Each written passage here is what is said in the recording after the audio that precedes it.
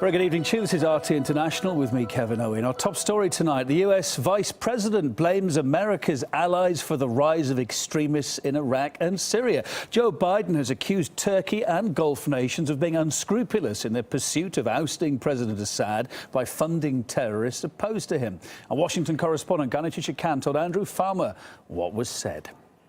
U.S. officials now openly admit that their allies, Saudi Arabia, the United Arab Emirates, Qatar, Turkey, have supported extremists in Syria, and that thanks to them, ISIS became what it is today. Vice President Joe Biden called the allies the biggest problem the U.S. had in Syria. We have that clip. Take a listen. Our allies in the region were our largest problem in Syria. The Turks were great friends, the Saudis, the Emiratis, etc. What were they doing? They were so determined to take down Assad, they poured hundreds of millions of dollars and thousands of tons of weapons into anyone who would fight against Assad, except that the people who were being supplied were al-Nusra and al-Qaeda and the extremist elements of jihadis coming from other parts of the world.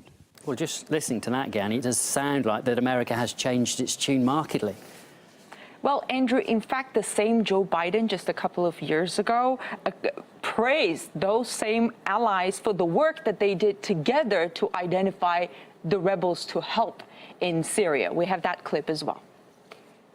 We are working hand in glove with the Turks, with the Jordanians, with the Saudis, and with all the people in the region, attempting to identify the people who deserve the help. Remember, at the time, it was all about Assad and how to remove him from power. And the U.S. was also very much focused on that. The Obama administration used to say that it's coordinating the efforts of the allies to support the Syrian rebels. And Joe Biden now says the allies were their biggest problem. Obviously trying to distance himself from those same allies, then. That's exactly what it seems. Now that ISIS grew into this monster that and included many other rebel groups who received support and funding and arms from so-called friends of Syria, the U.S. sort of steps back and basically throws its allies under the bus. And one may ask what happened to all that coordination business that they did together. And despite making these remarks, it does seem that America is going to continue supporting Syrian rebels, though. Exactly, arming and training them, and it promises it will do a better job picking the good ones from the bad ones. But frankly, so far, the U.S. has not been a great judge of character in its choice of friends, let's say. Well, let's get some more comment on this now. For a view on whether Biden's comments could change the stakes in America's foreign policy, let's talk to political analyst Gerda Coleman joining us on the line. Hi there. US intelligence is big, it's powerful, it's well funded. You would have thought they could have seen this coming before, or at least admitted to it before, no? They did see it coming. They were organizing it. The US intelligence community have been aware of the fact that the Syrian rebels, the so-called Syrian rebels, were Islamic extremists from the very start. This has been very well documented.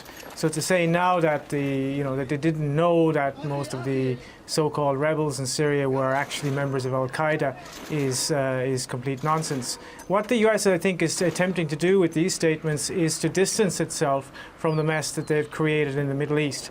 And they're probably also sending a signal to certain Gulf monarchies, certain Gulf dictatorships that if they don't stay online, they too could eventually be dropped. And of course, they would use the fact that they've been using them all along for their foreign policy goals, and then they could turn around and say, well, now we need to overthrow you because you've been supporting Al-Qaeda.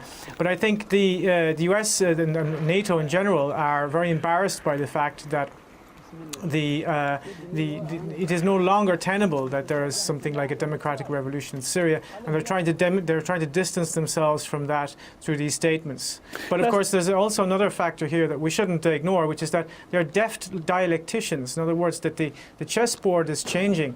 Now Al-Qaeda is, and the Islamic State and so on, and these different groups are the focus of attention. So they're playing around with terminology and trying to assure people that they know what they're doing. And that's basically, I think, what this is about. Let's just listen a bit more to what Joe Biden had to say. What he said today was there is definitely now a moderate opposition, but, you know, as we were saying, they've been saying this for years. Let's just listen to the clip a second of what he had to say about that. The fact of the matter is the ability to identify a moderate middle in Syria there was no moderate middle, because the moderate middle are made up of shopkeepers, not soldiers. They're made up of people who, in fact, have ordinary elements of the middle class of that country. So just to underline this again, just to make it perfectly clear, because we've been reporting what America's been saying for a long time. They're talking about arming the moderate rebels. He's saying there were no moderate rebels, but now there are moderate rebels. So by de facto there, we're saying that they were arming the very rebellious jihadists in the past, yeah? And they knew they were doing it. That's your understanding of it. Have I got that right? Absolutely. I mean, it's, you know, we're entering into a almost sort of twilight zone of U.S. foreign policy right now, where they're kind of getting, you know, entangled in their own contradictions. The moderate opposition in Syria is what we've been talking about all along. They actually are part of the Syrian state structure. They participate in parliament, in opposition parties. They are part of Syrian civil society. They've always been there, and they've always had a democratic opposition to the government in place. The rebels are U.S.-created proxy forces on the ground. They're composed mostly of jihadi, Qatari, and Turkish-backed fighters, and their job is to get in there, break up the state, turn it into a failed state, and then create the conditions for balkanization of the country and the conditions for the war against Iran. Now, the fact that he's admitting this is quite astonishing, but I think that, you know, we will see, he's not the only one. The French media have also been admitting lately a lot more that Qatar and Saudi Arabia are the culprits here as far as Al-Qaeda is concerned. So we should pay attention to the way the discourse is changing, because we could see developments in those countries that will also be worth noting closely in the weeks ahead. So not a slip of the tongue. We think it's maybe a sort of a policy change happening here. How's Joe Biden's words going to go down in Turkey tonight, going to go down in that other ally, Saudi Arabia, and other countries that he was talking about there? Not great PR, is it? Well, I think one of the myths here of U.S. foreign policy is that countries that the U.S. client states of the U.S. essentially are capable of pursuing independent foreign policies when it comes to war. I mean, the Saudi regime depends entirely on the U.S. So does Qatar. I mean, a massive military base there. Turkey is, you know, in the US's pocket as far as foreign policy is concerned. So those regimes would not have undertaken any actions in Syria that would not have had the sanction of Washington.